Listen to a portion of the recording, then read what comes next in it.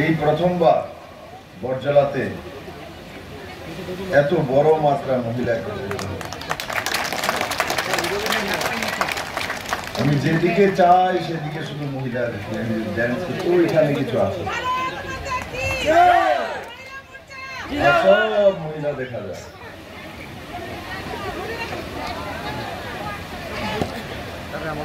আমার প্রিয় বরজলাবাসী, সিপিএম তো এখানে প্রার্থী দেয়নি। পশ্চিম আসনে কমিউনিস্ট পার্টিরা প্রার্থী দেয়নি। সিপিএম চুবাইয়া লাভ হইতো না,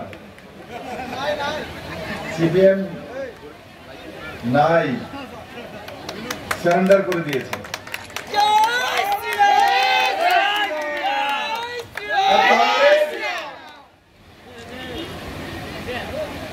কংগ্রেস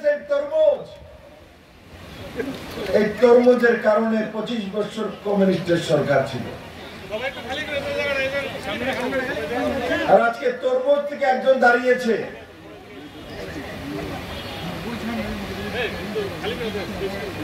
কারণ এখন আর তরমুজ কাটার দরকার নাই, তরমুজ 2023-এর বিধানসভা কেটে গেছে, তার জন্য এখন খোলা, এখন খোলা লাল হয়ে গেছে।